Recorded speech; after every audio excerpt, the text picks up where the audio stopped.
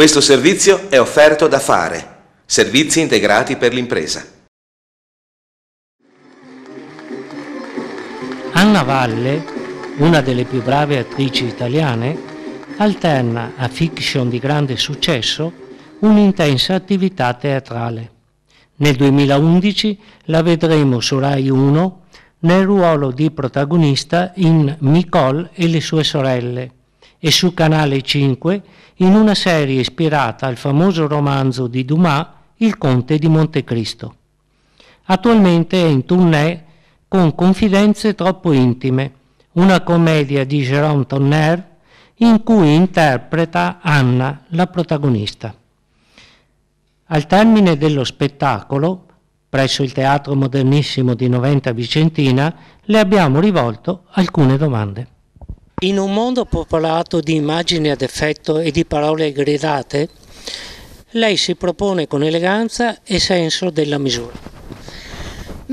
Sì, questo mi viene sempre fatto notare, nel senso che ho un modo di presentarmi o di propormi forse un po' fuori tempo. E questa è una mia caratteristica, in realtà non c'è niente di costruito o premeditato, è il mio modo di essere, dovuto al mio modo di crescere e alle persone che sono sempre state con me, quindi alle persone che sono abituate, è un mio modo proprio di essere me stessa, e quindi è involontario, istintivo e spontaneo sicuramente. Spenti i riflettori, chi è Anna Valle? Detta così su due piedi, una persona, più che una donna o un uomo, una persona con le sue vicissitudini quotidiane, con i suoi sogni, le sue passioni, le sue nevrosi e le sue arrabbiature di tutti i giorni, quindi una persona normale sicuramente. Con quali criteri sceglie i copioni? Ma di solito istintivamente se mi piace la storia, poi però essendo comunque supportata da delle persone che lavorano insieme a me da tanti anni e che fanno questo mestiere da molto prima di me, sicuramente mi faccio consigliare, quindi se la storia è bella è già un punto fondamentale a favore del progetto. Se poi il progetto è supportato da una produzione in un certo modo, attori e quindi colleghi di lavoro bravi, la cosa viene scelta insomma in base a queste caratteristiche. Poi certo, se la storia e il personaggio ti piacciono particolarmente, cerchi di portare tutto verso insomma, qualcosa di strutturato in un modo decente naturalmente, però sono fondamentali queste piccole cose, piccole grandi cose. Il personaggio più amato?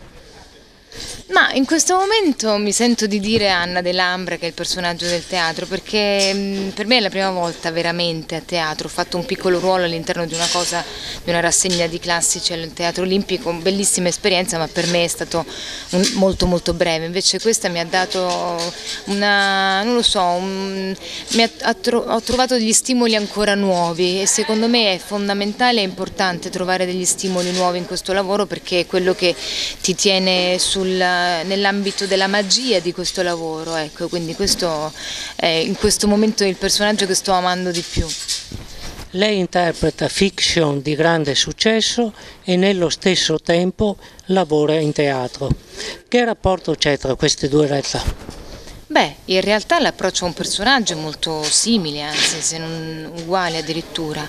Sono due realtà diverse poi non solo nella pratica, perché naturalmente insomma, l'impegno di un set è molto diverso da quello di un teatro, ma forse nell'adrenalina dell'incontrare l'impatto con il pubblico è sicuramente qualcosa in più rispetto a un set televisivo o cinematografico, che ti danno tante altre cose, però questo impatto e questa voglia di dare immediata non c'è. Da tempo lei è testimonial di diverse associazioni che operano in campo sociale. Una in particolare, l'associazione Fondazione Aiutare i Bambini, che fa tante cose. Un'altra che uscirà adesso a gennaio sarà quella per aiutare i bambini del Madagascar. Sì, se posso do una mia mano. Non sempre si possono fare tutte le cose che ti vengono proposte, perché se le fai è giusto che tu le faccia nel modo giusto, quindi queste due sono due società, due associazioni che sostengo perché conosco personalmente, mi fido di quello che fanno e vedo e posso constatare quello che fanno. Ed è una cosa che mi piace fare, insomma, se ho il tempo di dedicarmici lo faccio. Un'ultima domanda, qual è il suo sogno nel cassetto? Dei sogni non parlo mai perché ho sempre paura che non si avverino. Sicuramente da un punto di vista lavorativo ci sono dei registi italiani e non con i quali vorrei lavorare, tra questi, tra gli italiani Tornatore, quindi fare un film con Tornatore, e tra gli stranieri qualcuno che mi possa sconvolgere come Tarantino. Questi possono essere un paio di sogni nel cassetto, poi ce ne sono tanti, ho tanti cassetti con tanti sogni, anche personali, però è giusto tenerseli per sé. Le auguro di riuscire ad aprirli tutti. Grazie. La ringrazio, incrociamo le dita, grazie. Grazie mille.